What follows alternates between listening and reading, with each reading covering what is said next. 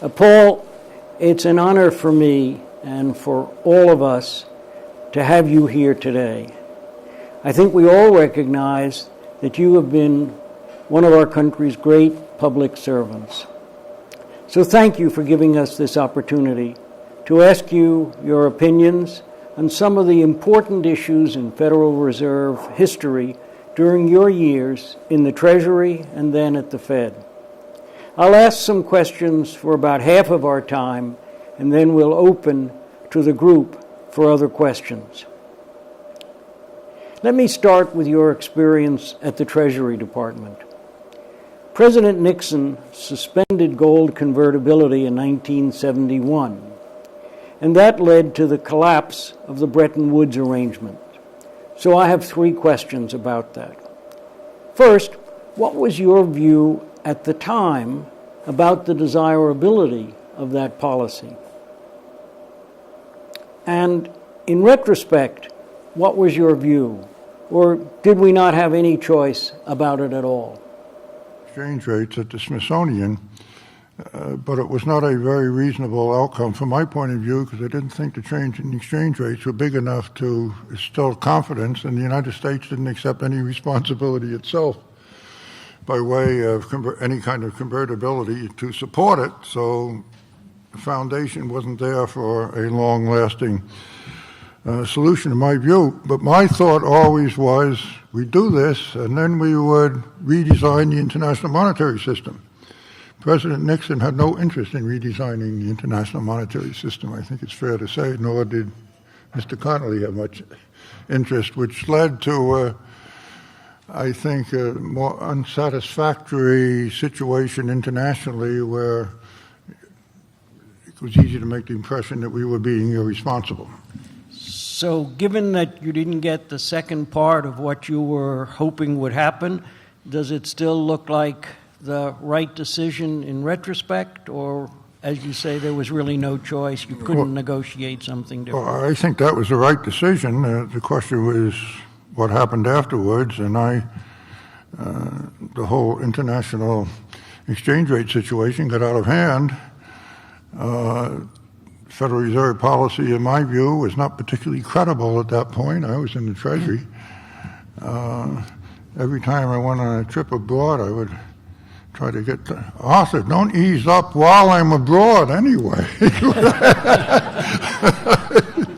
And, you know, the inflation took hold, as you know, and it never was really brought under control for some time, and was an unsatisfactory economic situation. Some people think that that was related to the fact that we'd gone off the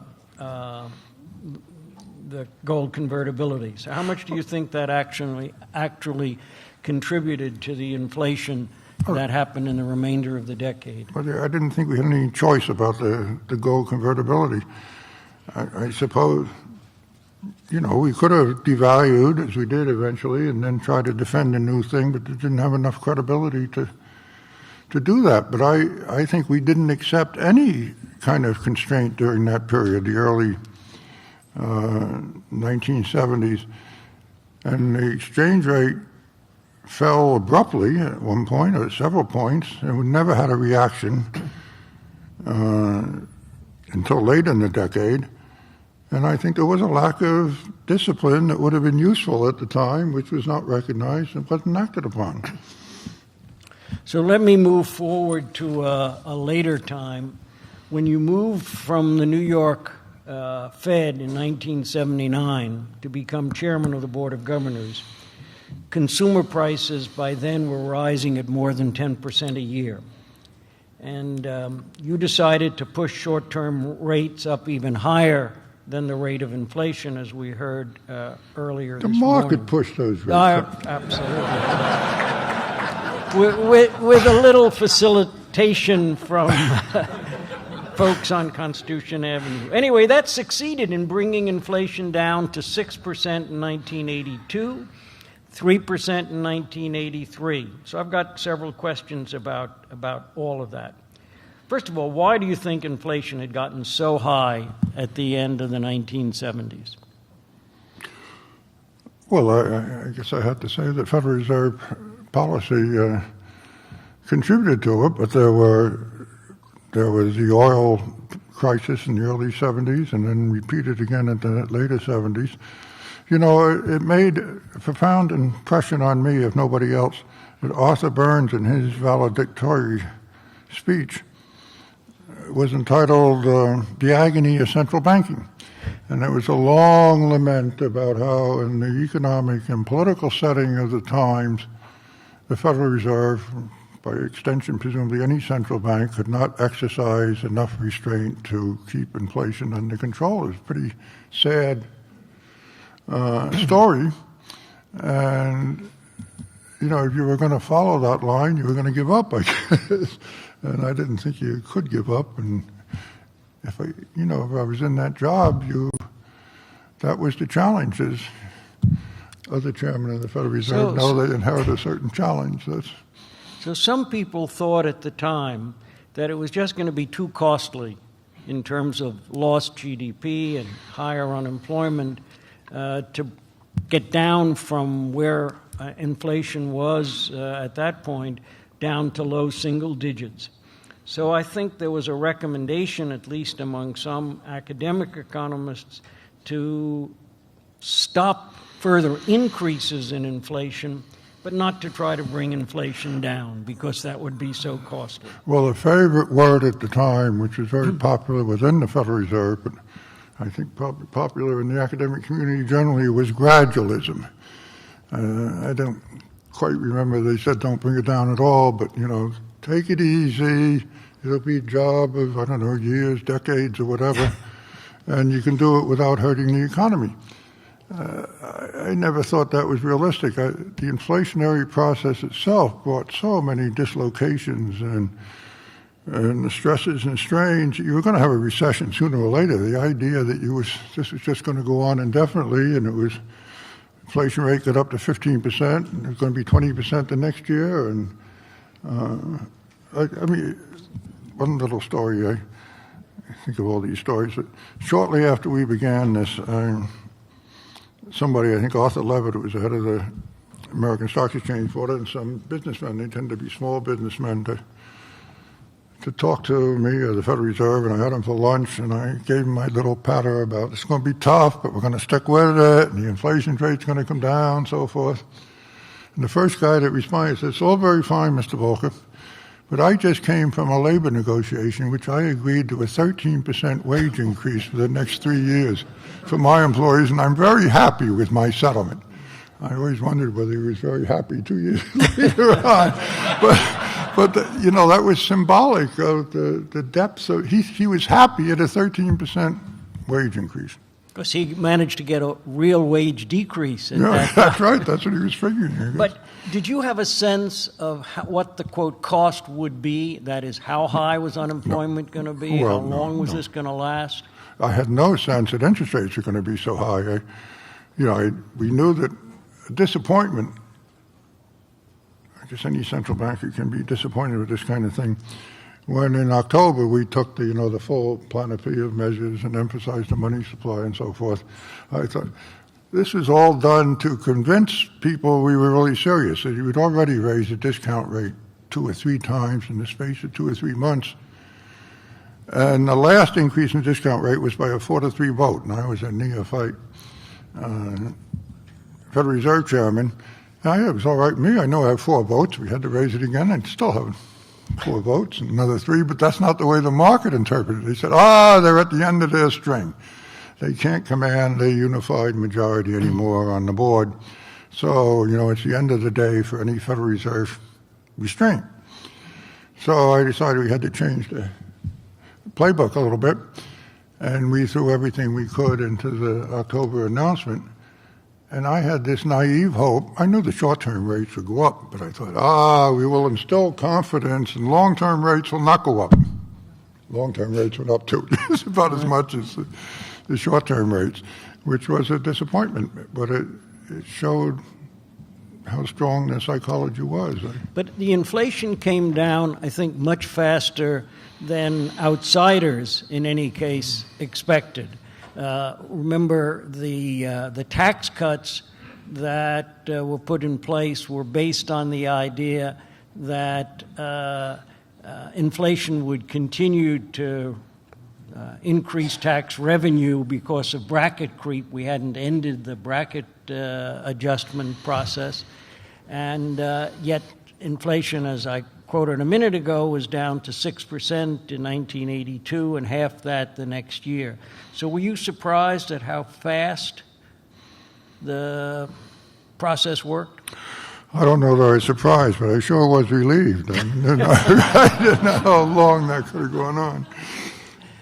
Can you say a little more about what it took to persuade the FOMC and the board to go along with this? First of all, raising interest rates quite visibly and openly is not the easiest thing in the world for central bankers or anybody. It's much easier to lower interest rates than it is to raise interest rates. I think it's fair to say in almost any circumstances.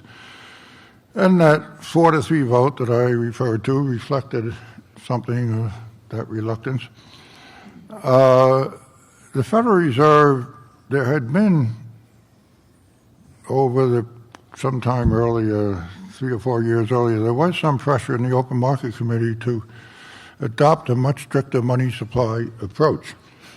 So it wasn't entirely unknown to the Federal Reserve. Now, that approach had always been rejected when it was raised, but there was a little bit of feeling, I knew, among some of the Open Market Committee members in particular, outside the board, the Reserve Bank president, a certain amount of sympathy. So you had some kind of, among some people, some kind of instinctive support, and I think, people were upset and tired about the way things were happening. They were looking for something different, something new, something that had some hope, and they realized that to over-dramatize this is the last chance. That's over-dramatizing it, but people were willing to get together, and they didn't have to. Well, we did have a big discount rate change at the time too, but everybody could get together on the new policy, and we knew pretty well that it would have a sharp impact on short-term rates, and it was meant to be highly restrictive, no doubt about that. But the board, the Open Market Committee, was pretty united. If I remember correctly, history has you warning President Carter that something like this was going to happen, getting his at least implicit consent, and then when it actually happened, he was a very unhappy man and acted up. I don't think it was quite that way. You were there and I wasn't, so tell us. When I was appointed, which was, a month or two earlier, I had made clear to him that I thought Federal Reserve policy was too easy at the time, and if I was going to be chairman, I was going to be advocating a stronger policy. And I remember I thought that I wasn't going to be appointed after that conversation, but I was appointed anyway. Showed the difficulty of the time. And then when it came to making the so-called October decision, I had warned the Secretary of the Treasury and the Chairman of the Economic Advisors at the time, Charlie Schultz and Don Regan. And Bill Miller was Secretary of the Treasury. We had to go to the IMF meeting in Belgrade. And I told them on the plane, this is what I was planning to do. And they were not too happy about it. But they didn't. You told them on the plane going to Belgrade? To Belgrade. To Belgrade. And by some That's an important piece in the history of this. It was important for another reason. By some bit of serendipity, Schmidt, who was then, I guess, Chancellor of Germany, had requested that we stop and talk to him in Hamburg. And I don't know how many people here know Helmut Schmidt, but he could be pretty acerbic, to say the least, and he wasn't exactly happy about the United States.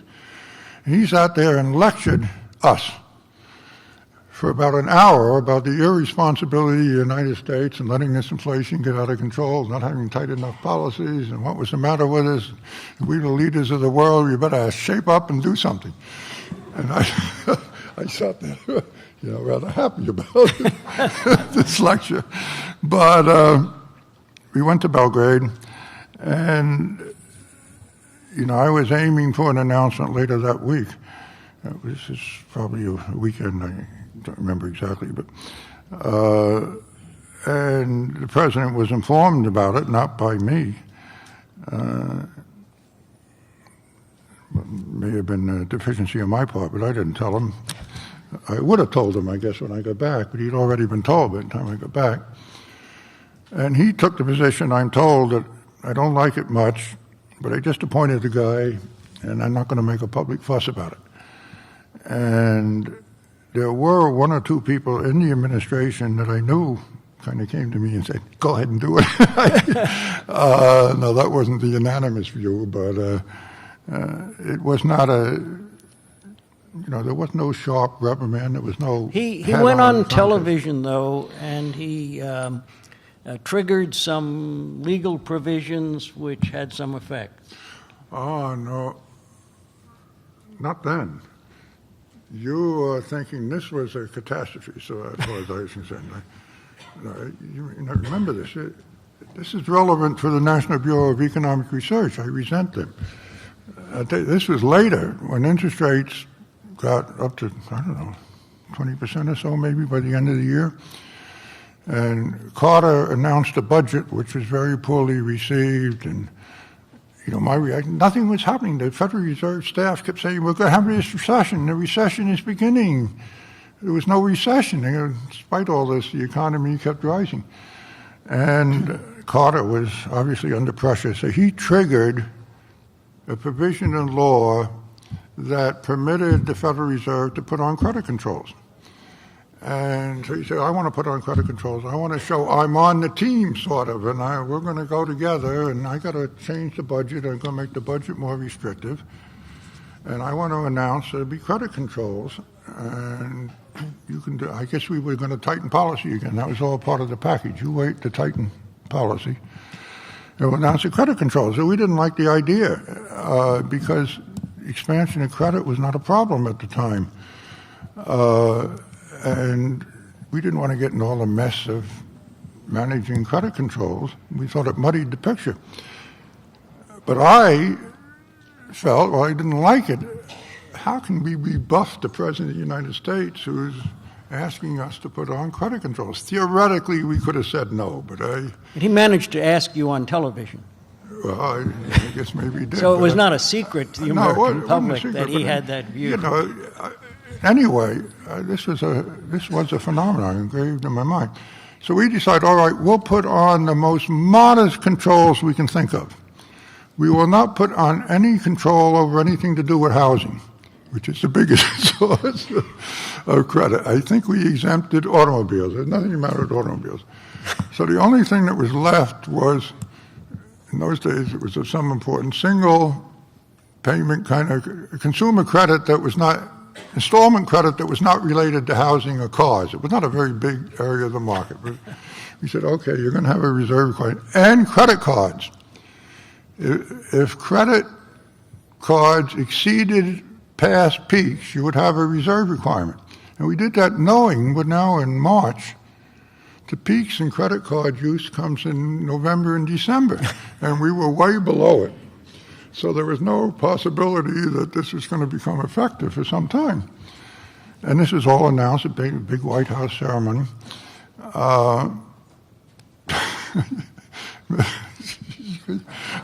All right, let me move on to my next related question. I want to get away. The economy at that point fell like a rock, and people were cutting up credit cards, sending in the press the president will for you. Automobile sales dropped within the space of a week or so. And the money supply dropped. We didn't know why the money supply was dropping. All of a sudden, the money supply is down 3% in a week or something. And what happened? Everybody was paying off their credit card debt by drawing down their demand deposits, and the money supply falls. And we went into what the National Bureau of Economic Research determined was a recession. Well, it was a recession, all right. The economy went down, but it was an artificial. As soon as we took off the credit controls in June, the economy began expanding again. And then things really got tough. But that was, a really good argument about the... So let me look a little further down the road. Even after inflation had dropped to 3%, the market kept interest rates very high. Treasury bills were 8 and 9%, so we had real rates on Treasury bills of 5 and 6%. So why was they so high? Well, geez, I don't remember. At one point, well, first of all, when the economy began expanding, it was expanding very fast. So there was no problem with poor economic activity at that point.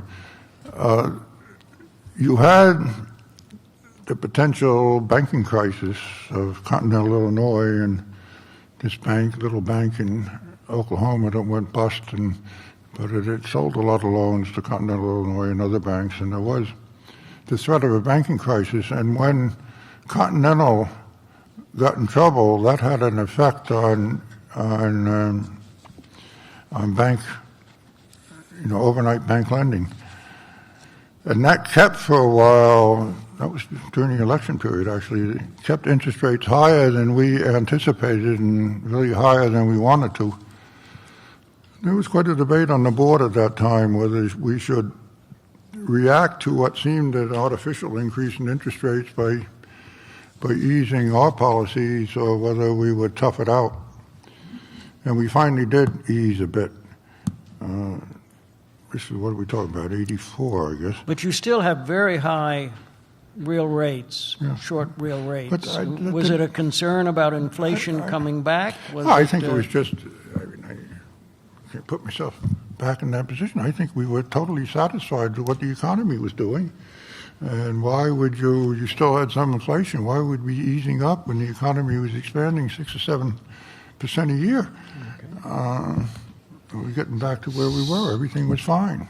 So let me now turn to more recent events after you left the Fed. First about the crisis and then about current policy. There were, of course, many causes of the financial crisis, and I don't want to review all of those, but I want to ask, what role do you think the Fed played in causing the crisis, and how could Fed policies have prevented it? Well, I make a point that didn't quite come up this morning, but I think it's important and it's underrated. During the decade after the change of the century, and we had this very mild recession. It was hardly a recession in 2000 to 2001. I remember I was at a meeting with you, and you said it wasn't a recession. I said it wasn't a recession. But the National Bureau of Economic Research later said it was a recession. But it was hardly visible. I don't even think it shows a decline in the current figures. Anyway, we had these low interest rates. We were running a big balance of payments deficit, got bigger and bigger. More and more money came from Japan and China in particular and Asia. Interest rates were kept very low. And it seemed to me, inevitably, this was a kind of doomsday scenario, sooner or later, that you couldn't go on to the point of borrowing 5-6% of the GDP. And interest rates were very low, and parts of the economy were expanding very rapidly.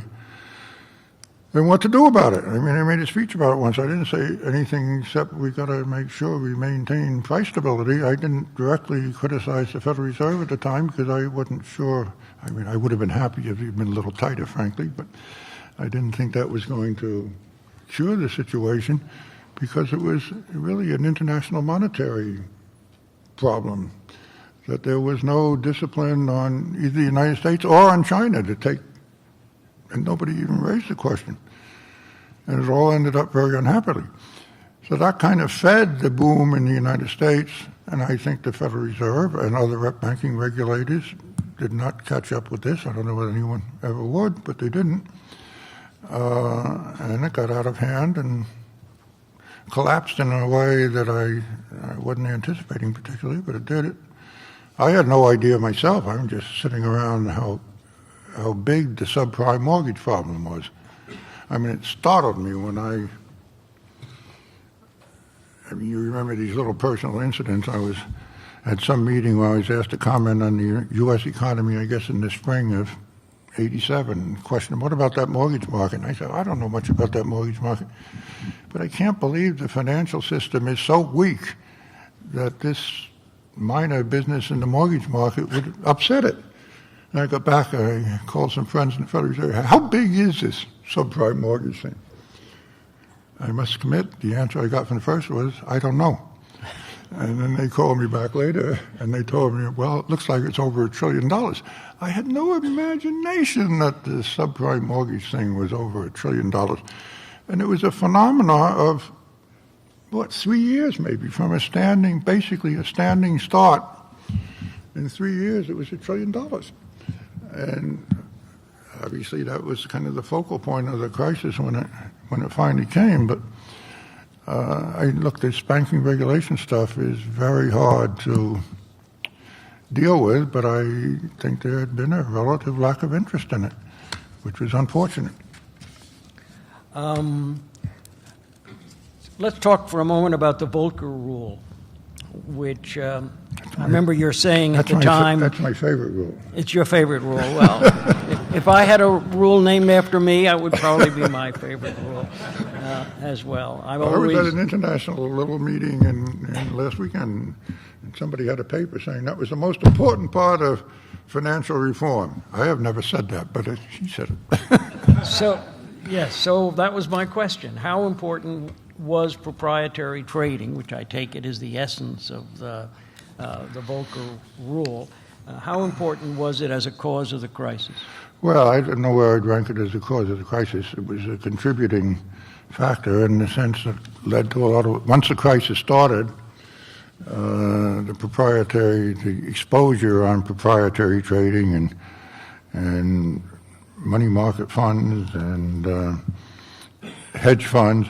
This crisis kind of started with the hedge funds of Bear Stearns, which came under pressure earlier. That first thing that began shaking psychology and so forth. And that was essentially a proprietary trading operation. I have seen figures that say the banks lost as much money in 2008 as they'd made on proprietary trading and hedge funds in the whole previous decade, all in one fell swoop. But obviously the weakest part of the banking system was bad loans. The difference is banks are there to make loans, and that's an essential part of the economy. They're not there, in my opinion, to trade for their own account, basically. And that's the distinction that I try to make, and it's obviously a complicating factor, if it wasn't the prime factor in the crisis. And the worst part of it, in a way, in my view, is a cultural, a psychological question. It's not just the risks that are involved directly for the whole institution. Take this J.P. Morgan thing. They lost $6 billion or whatever it was with one little play in the derivatives market, one big play in the derivatives market. And they can survive $6 billion. But what is the psychology that leads people to take that kind of risk? And the traders know that the rewards are huge, of a kind that have not been at all normal in commercial banking now or in history. And when you got that kind of cleavage between the culture and, let me call it the investment banking side of the house and the traditional commercial banking side of the house, obviously the people in the commercial banking side say, well, I want to make money too, and maybe I can make some big risks. And I'll get some mortgages together, I'll package them up, we'll securitize them, and stick them out, and we'll make a commission on it, and it's not a relationship matter. We're going to stick this out. We'll stick somebody else with it. It's a different culture. The guy that is most eloquent on this surprises me because he was never friendly to the Federal Reserve.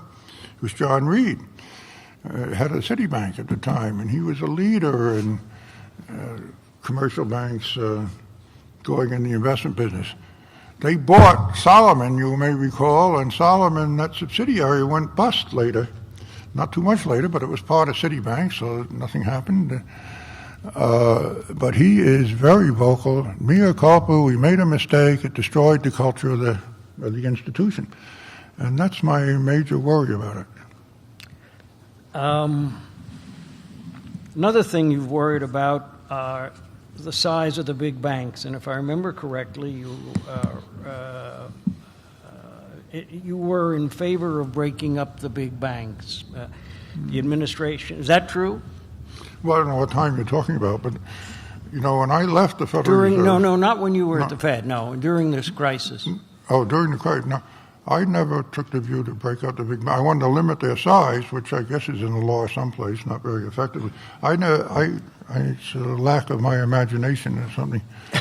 I don't see how do you break them up, with a lot of disturbance, but even if you broke them up, you couldn't break them up into small enough pieces so that they wouldn't be systemically significant, or whatever we call it now.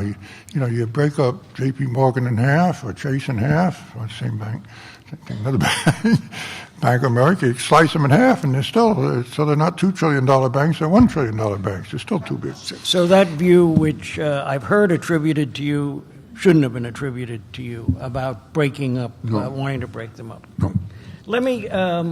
Let me ask you. I wouldn't mind it. I mean, if somebody else does it, I won't.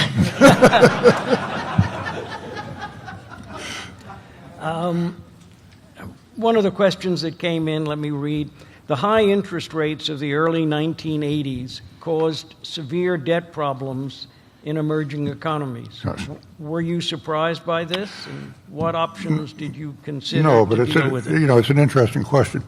But this is something like, I suppose, the subprime mortgage thing.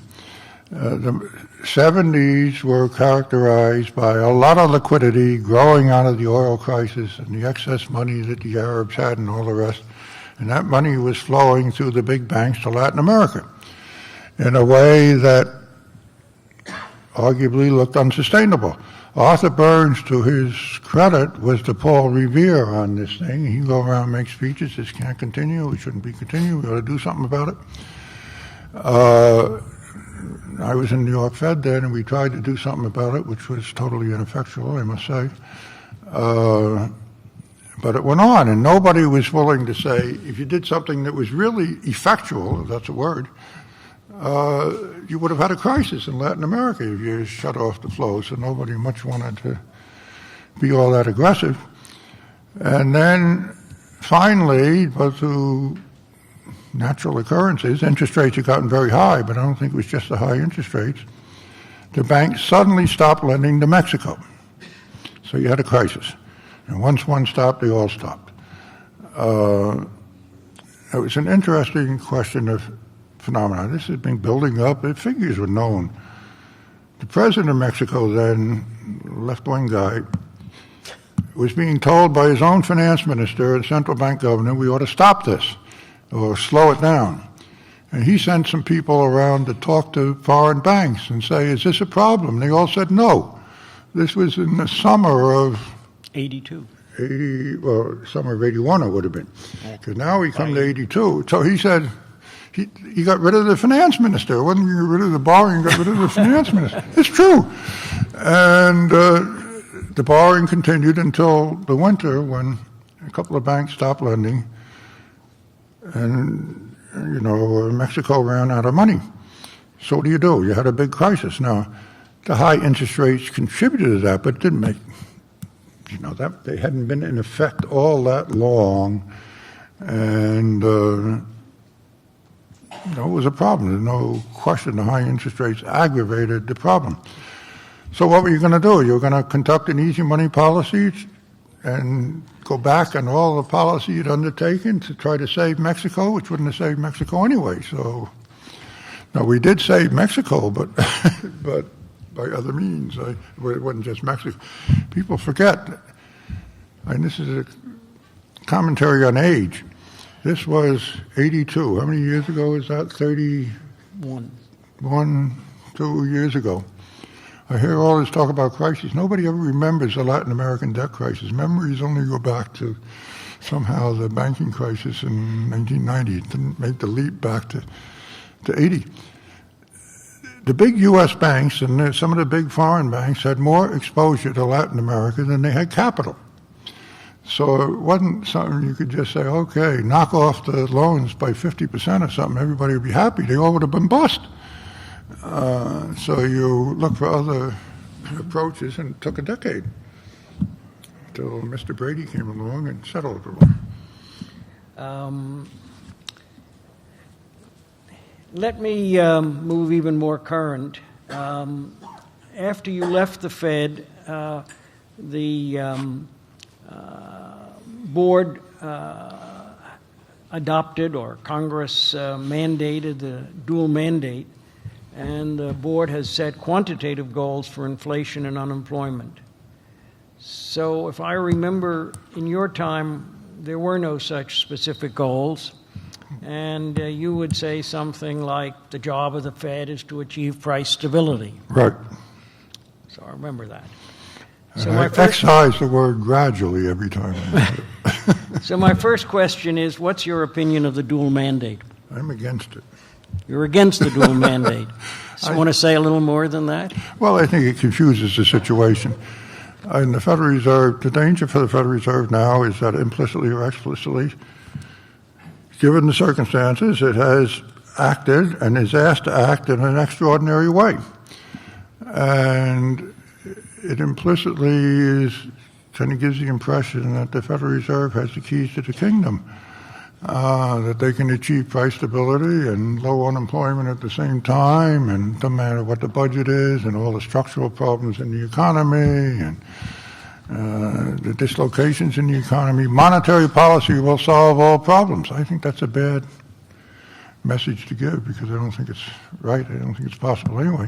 And I do think it confuses the situation to say, it says there's a trade-off between price stability and economic performance and employment. And I think over any reasonable period of time, there's not a trade-off. And that the best contribution of the Federal Reserve can be to maintain price stability. I don't like this, frankly, the targeting, but that's a minor point. And, that 2% is okay and 1.5 is no good. And, that's where it's, everybody kind of knows what stability is, and it's there's more than one measure of prices. So I think it's confusing. I think it makes their job more difficult. That doesn't mean that policy would be 1 inch different today than it in fact is. There is no immediate inflation problem or inflation threat, so they can be comfortably very easy. That's what they should be.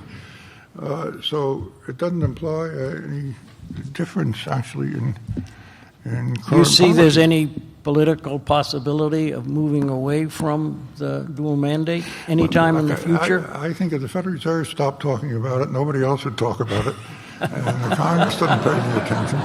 Look, somebody can do this research. That law was passed or amended, Humphrey-Hawkins Act, in 1977. Just 2 years before I became chairman of the Federal Reserve. It's fresh legislation. I do not remember the word dual mandate ever passing my lips in all the time that I was chairman. Now, I could get by with it because inflation was very high. If somebody asked me the impact on the economy, I say, look, over time, the best thing we can do in the economy is getting rid of the inflation. And, sitting there saying with 15% inflation, well, then we didn't have high unemployment. But even when the unemployment rate got very high, and the inflation rate was still 10% or whatever it was, say, oh, we got to, let's get the inflation rate up a little bit so we can get the unemployment down. I mean, it makes sense. But literal reading of the dual mandate, presumably that's what you would do. And so I think you're better. That's the advice I would give the current chairman of the Federal Reserve. You have a chance to do that now. So that probably tells me something about what you think about the idea of unconventional policies. But maybe it doesn't, so you tell us. I think this crisis required some unconventional policies. There's no doubt about that. Okay. Extremely unconventional. Unconventional is the kindest word you can say about it when you go back a few years ago. And this current just talking about this current version, the so-called QE2, it's a matter of judgment. I don't get alarmed about it, and I'm not I think they can manage their way out of it. The chairman's made that quite clear. I think he's right.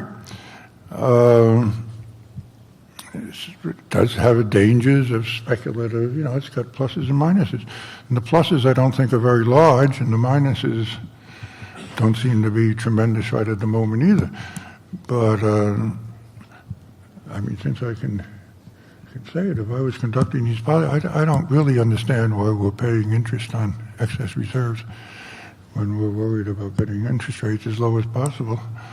And the Federal Reserve pays more on their excess reserves than the banks can get from lending to each other. So why spend them? So you would stop paying interest on excess reserves? Am I expecting? I say, would you stop paying interest on excess reserves? It never dawned on me. Limitations on my own imagination. I was always in favor of paying interest on required reserves. But the idea of paying interest on excess reserves never occurred to me until the Federal Reserve began doing it. I can see in some circumstances it may have some advantages, but I think you're going to find it has some disadvantages too. Someday you have to make that rate pretty high if you're going to do it, I guess, when you want to tighten policy, and we'll see how that goes. You mentioned the word deficits. Let me read another question that came in. Can the U.S. continue for long as the financial global hegemon with the persistent large fiscal deficits? Well, what's a large fiscal deficit? A large fiscal deficit is what we have. Yeah, we do. That's what we have. I think it's hard, particularly the uncertainty over, the decades ahead when Medicare and Social Security and so forth seem to widen the deficit. But the deficit that's more to the point to me is the balance of payments deficit.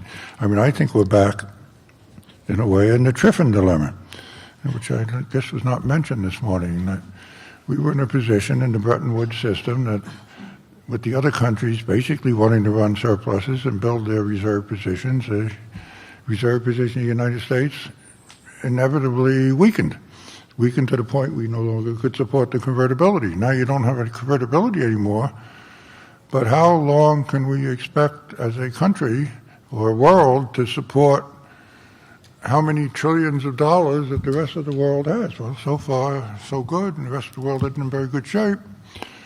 So we look pretty good at the moment. But suppose that situation changes and we're running big deficits, and however many trillion it is now, it's another trillion or so. At some point, there is a vulnerability there, I think, for the system, not just for the United States. And we ought to be conscious of that and do something about it. It's not so easy to do something about it, because that comes back to the whole question of international monetary reform, which is a favorite subject. So the Chinese have been major buyers of U.S. government debt. They've been able to do that because they have had a large current account surplus.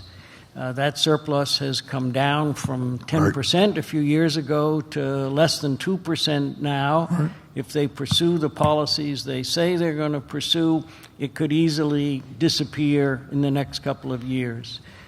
How should we think about the implications of that for the U.S.? Well, I think that's good news. From the standpoint of what I just mentioned, that China is not the only other country in the world. But China was an important accumulator of dollars, and if they stop accumulating, the kind of worry I just expressed are somewhat alleviated. But it's not gone because our deficit continues. Now, our deficit is smaller too, but hopefully it can remain smaller. I'd hate to see our deficit go back to where it was. I'd like to see it. We're talking about current account deficit. I'd like to see it disappear, but it's hard to make it disappear. There's no question about that. Well, on that semi-optimistic note, let me thank you again for taking the time and giving us your views about all of this.